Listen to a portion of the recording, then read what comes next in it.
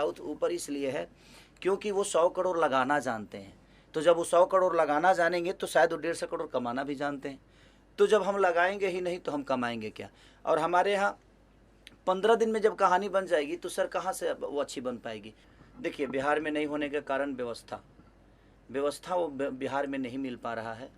और सब्सिडी मान के चलिए कि जो लोग हैं कि कुछ सब्सिडी से सरकार का हेल्प मिल जाता है तो उनका शूटिंग का खर्चा, जो होटल का खर्चा, जो वहाँ पे बिल पे कर रहे हैं, आज यहाँ खाने का खर्चा, होटल का खर्चा, गाड़ी का खर्चा, तेल का खर्चा। अच्छा खेसारी जी, एक बात बताइए कि भोजपुरी फिल्मों के इस दौर में 20 साल, तकरीबन 20 साल हो गए, लेकिन वो आज तक स्थापित नहीं हो पाया। जैसे साउथ की इंडस्ट्री स्थापित है, बंगाल की इंडस्ट्री स्थापित है, आज मराठी फिल्मों की स्थापित हो गई। तो क्या कारण है कि हम लोगों की इंडस्ट्री स्थापित नहीं हो पा रही है? सबसे बड़ी चीज़ जानते हैं क्या है? उसमें कोई दोषी नहीं है और सब दोषी हैं। हमारे कहने का मतलब कि हमारी संख्या तो ज़्यादा है बट हम रिस्क लेना नहीं चाहते।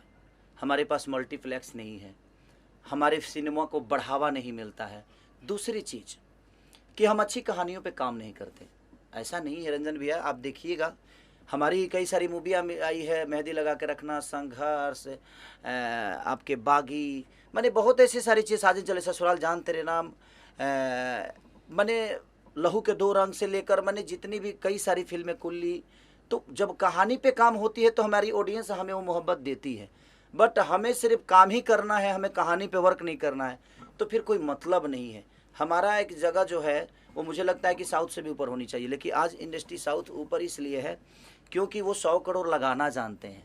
तो जब वो 100 करोड़ लगाना जानेंगे तो शायद वो 150 करोड़ कमाना भी जानते हैं। तो जब हम लगाएंगे ही नहीं तो हम कमाएंगे क्या। और हमारे यहाँ 15 दिन में जब कहानी बन जाएगी तो सर कहाँ से वो अच्छी बन पाएगी। उसके लिए 15 महीना लगाना पड़ेगा आपको कहानी पे, आपको मैं कहीं ना कहीं गाने पे। यहाँ तो सिर्फ हीरो का डेट मिला, भाई कुछ भी कर देना है। तो वो चीज़ें होगी तो सब शायद मुझे लगता है कि सबके लिए नुकसानदायक है।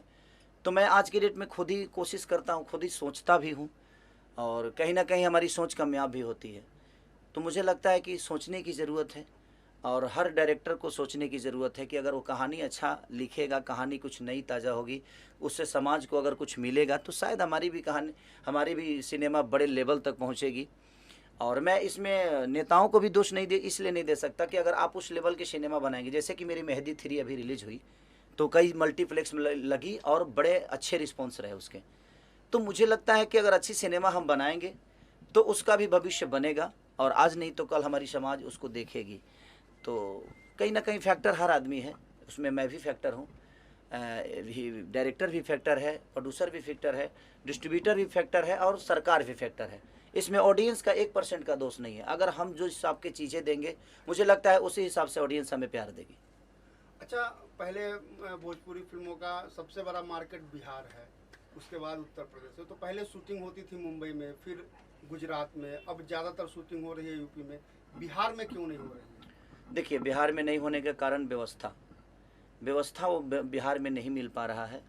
और सब्सिडी मान के चलिए कि जो लोग हैं कि कुछ सब्सिडी से सरकार का हेल्प मिल जाता है तो उनका शूटिंग का खर्चा, जो होटल का खर्चा, जो वहाँ पे बिल पे कर रहे हैं, आज यहाँ खाने का खर्चा, होटल का खर्चा, गाड़ी का खर्चा, तेल का खर्चा, क्रेन का खर्चा, मैंने जो चीज़ें खर्चा होता है तो कहीं ना कहीं सरकार उसको हेल्प कर देता है। तो सब्सिडी का जो जरिया है यूपी सरकार का, वो काबिलियत तारीफ़ है और इसके लिए मैं धन्यवाद देना चाहता हूँ इस सरकार को, जिन्होंने सब्सिडी का दौर चलाया और हर आदमी आज सब कहीं ना कहीं, कुछ जो फिल्में टूटती थी, जो प्रोड्यूसर बर्बाद हो जाते थे, तो कहीं ना कहीं सब्सिडी के आसरा से लोगों को बचे ना बचे लेकिन वो बर्बाद नहीं हो पाते हैं, तो फिर आगे हिम्मत करके वो चीज़ें बनाते हैं। अगर बिहार में भी सब्सिडी का अगर दौर चल गया तो शायद मुझे लगता है कि बिहार में भी सारे लोग शूट करेंगे। अगर वो व्यवस्था उस टाइप की हो गई तो शायद क्यों नहीं बिहार में शूटिंग होगी।